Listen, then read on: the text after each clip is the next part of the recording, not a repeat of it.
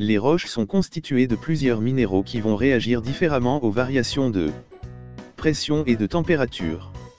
Certains minéraux sont stables dans des conditions de pression et de température plus ou moins larges. Ainsi, une roche métamorphique peut être caractérisée par une association de minéraux tous stables dans les mêmes conditions PT, c'est ce qu'on appelle la paragenèse. Ces minéraux ont cristallisé dans des conditions de pression et de température voisines. L'espace PT existant sur Terre peut être découpé en sous-ensembles plus petits appelés faciès métamorphiques qui ont été définis par Escaola à partir des roches basiques. Il existe 4 grands types de chimie pour les faciès métamorphiques, roches de la séquence basique, roches dérivées de la séquence pellitique argileuse ainsi que les séquences quartzo-feldspathiques, carbonatées mais qui ne sont que peu modifiées lors du métamorphisme. Les minéraux des paragenèses vont donc être distincts car la chimie de base est différente mais les faciès métamorphiques sont les mêmes puisque correspondant à des conditions PT identiques.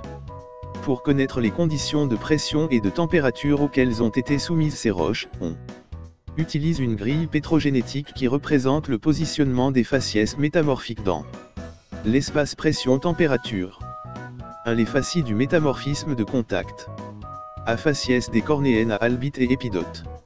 Ce faciès est typique des zones extérieures des auréoles de contact.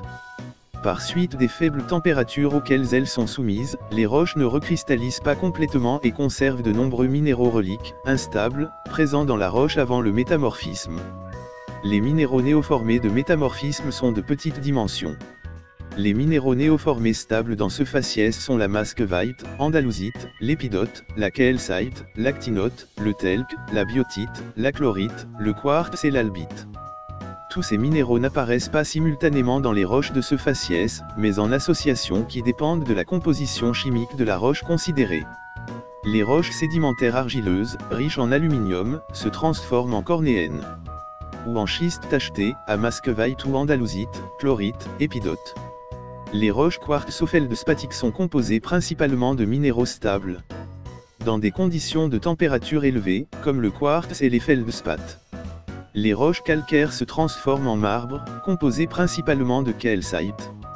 Les roches volcaniques basiques subissent moins de transformations que les roches sédimentaires, leurs structures primaires sont conservées. B. Faciès des cornéennes à hornblende. La plupart des roches décrites dans les auréoles de métamorphisme de contact recristallisent dans ce faciès. Elles se forment à des températures plus élevées que celles des roches du faciès précédent et se rencontrent plus près du contact avec la roche intrusive. Le faciès des cornéennes à hornblende est caractérisé par le développement, dans les roches de composition basique, de amphiboles hornblende et de plagioclase calcique. Dans les roches calcaires impures, il apparaît, en plus de la calcite, du diapside et du grossulaire. Dans les roches dolomitiques il se forme du talc en lamelles aplaties. Les roches argileuses se transforment en cornéennes à andalousite ou à cordillérite. La chlorite et la masquevite tendent à disparaître et prennent part à des réactions métamorphiques produisant, suivant la composition chimique de la roche, de la biotite, de andalousite ou de la cordillérite. Ces faciès des cornéennes à pyroxène. Les roches appartenant à ce faciès se rencontrent dans les zones les plus internes des auréoles de contact et se forment à des températures très élevées. Elles sont complètement recristallisées. La hornblende et la masquevite sont instables à ces températures. Dans les roches argileuses, la masquevite se transforme en feldspath potassique associé à de la cordillérite ou à l'andalousite. Cette dernière se transforme souvent en silimanite. La biotite, elle aussi, devient instable et entre en réaction avec d'autres minéraux pour produire d'une part du feldspath potassique, l'hyperstène, pyroxène orthorhombique. Dans les roches calcaires impures, la calcite réagit avec la silice pour former un silicate de calcium, CaSiO3, de forme prismatique semblable à celle d'un pyroxène, la wollastonite. Les roches ignées basiques, dont les minéraux sont stables à ces températures élevées, subissent des recristallisations. Les principaux minéraux des roches basiques dans ce faciès sont un pyroxène augitique accompagné de pyroxène orthorhombique et de plagioclase calcique. Des faciès à sanidinite. Les roches appartenant à ce faciès se rencontrent, très rarement, au contact avec des roches intrusives basiques de très haute température ou dans les xénolithes contenus dans les laves. La température inférieure de formation de ces roches est d'environ 750 degrés Celsius et la limite supérieure, fonction de la pression, est déterminée par la fusion des roches. Les roches argileuses métamorphisées dans ce faciès subissent souvent des phénomènes métasomatiques, ce dernier conduit à la formation des minéraux riches en alumine, comme la mullite, le corindone et les spinels aluminifères. L'introduction métasomatique de sodium favorise la formation de la sanidine, feldspathe sodico-potassique, donnant naissance à des sanidinites, roches qui ont donné leur nom à ce faciès métamorphique. Dans les roches calcaires, il se forme des silicates de calcium et magnésium, comme la monticellite, nésosilicate du groupe des péridots, la mélilite, etc. Deux faciès du métamorphisme régional. Les roches du métamorphisme régional constituent en grande partie les boucliers continentaux anciens et les parties internes des chaînes de montagnes post-précambriennes. Durant ce métamorphisme, un rôle important est joué non seulement par la température, mais aussi par les différents types de pression, lithostatiques, fluides et orientées. Les roches du métamorphisme régional sont caractérisées par leur texture schisteuse, anisotrope, due à l'influence des pressions orientées. La classification actuelle est basée sur les faciès métamorphiques Escaola, Fig 1, elle groupe les roches, quelle que soit leur origine et leur composition chimique, en 0,7 faciès. A facies zéolite. Les roches du faciès azéolite sont le produit de réactions métamorphiques ayant lieu à des températures d'environ 300 degrés Celsius et à des pressions voisines de 3000 bars. Ce faciès représente une transition entre le domaine de la diagenèse des sédiments et le métamorphisme. Les sédiments sursaturés en eau qui se déposent au fond des géosinclinaux commencent à subir des changements minéralogiques, par suite de la compactation due à l'enfouissement, reconstruction des argiles, recristallisation du etc. Cependant, les différents minéraux qui les composent, même s'ils ne sont pas en équilibre, ne réagissent généralement pas entre eux car les vitesses de réaction sont très réduites à des températures inférieures à 300 degrés Celsius. Dans les roches argileuses, la limite entre la diagenèse et le métamorphisme est déterminée par le degré de cristallisation d'un minéral argileux dénommé lilite. Les faciès à pronité actinose. À des températures légèrement supérieures à celles correspondantes aux faciès azéolites,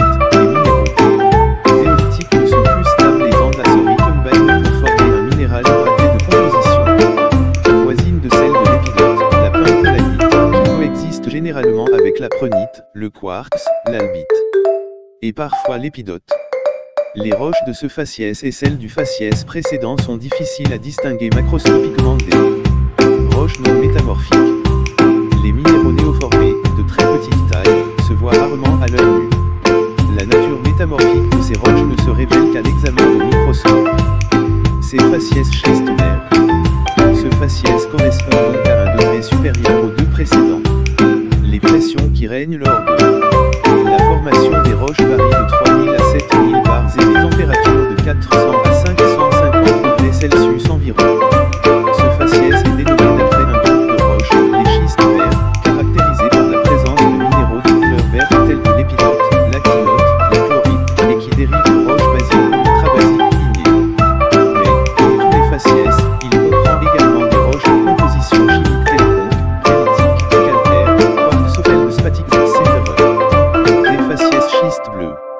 Les roches de ce faciès dérivent de roches sédimentaires, volcaniques ou pyroclastiques de composition variée et sont caractérisées par des paragenèses minérales particulières, avec présence d'une amphibole sodique, le glaucophane. Celui-ci peut être associé à quelques minéraux présents également dans le faciès schiste vert, comme l'épidote, le stilpénoménal, l'actilote, la pimpelite dans la partie la moins métamorphique de ce faciès. D'autres minéraux, comme la lavzolite, dont la composition est celle d'une épidote non ferrifère, et la jadéite, pyroxène sodique, ne se rencontrent que dans ce faciès. Minéraux critiques, ils permettent de définir des subfaciés.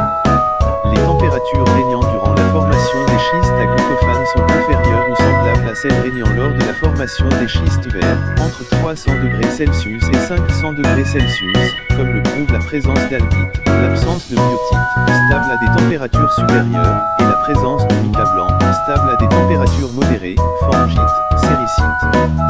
Faciès amphibolite. Les roches caractéristiques sont les amphibolites, les gneiss, les micaschistes, certains marbres et roches quartzo-feldspathiques.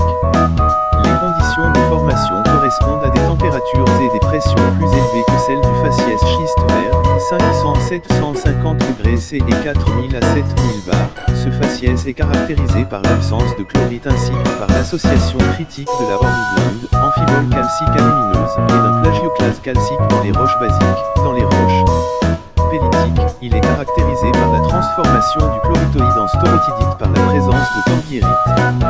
Suivant la composition chimique des roches, d'autres minéraux peuvent être associés aux minéraux critiques du faciès, comme l'épidote, le grenat allemandin, la biotite, la muscovite, le distène, la silimanite et le diopside. Certains de ces minéraux définissent des subfaciés.